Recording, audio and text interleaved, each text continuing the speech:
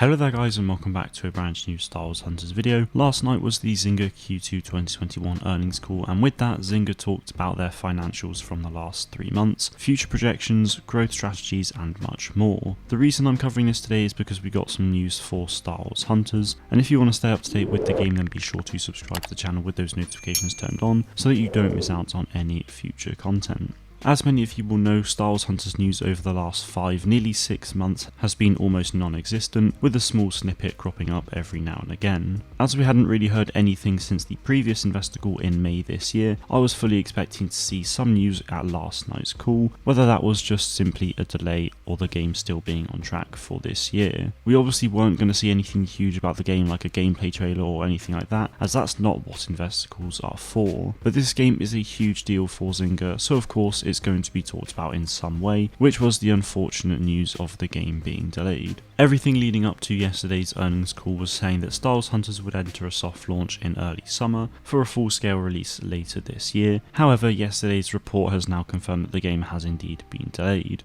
The new dates are Q4 2021, so later this year for the soft launch, with the full release at some point in 2022, I imagine somewhere in late Q1 or early Q2. The news is of course very disappointing, as it pretty much means that we won't be getting any Star Wars game at all this year unless LEGO Star Wars manages to get a release date very soon. This year started out pretty great for us Star Wars gamers, however it very quickly took a turn for the worse, as the last 5 months or so has brought us pretty much nothing. We know things are happening and a lot more will be announced over the next few years. It's just this year it really does seem to be one to forget. I have no doubts in my mind that next year will be very good for us Star Wars gamers. It's just very difficult at this moment in time to see this year picking up in any way, unless of course we do actually get some news about LEGO Star Wars, which has potentially been teased by Gamescom before opening night live later this month. Whilst the game being delayed is disappointing for us fans, it is totally understandable that they feel the need to do so. If the game isn't ready then it shouldn't be released, and developers shouldn't be overworked and forced to crunch just to meet deadlines. The delay is seemingly a result of the pandemic, which is completely understandable, along with changes to Apple's privacy policies. The delay also comes as no surprise, as we're now in mid-summer and we were yet to hear anything about the game going into soft launch or anything of the sort, so the only thing it could have meant was a delay. The delay isn't the only piece of news though, as Zynga confirms that their global studios are making strong progress with the game and that initial feedback has been exceptionally positive. Where that feedback has come from is unknown, but my assumption would be internal executives and other employees, Lucasfilm and Disney. Zynga also claims to be building momentum by creating new features and modes to play within the game, so I'll be very interested to hear more about those in the future, and I'll be doing plenty of speculation as always for those. Earlier this week I put out a video talking about 3 modes that I think the game should have, so following that comment I'd highly recommend checking out that video.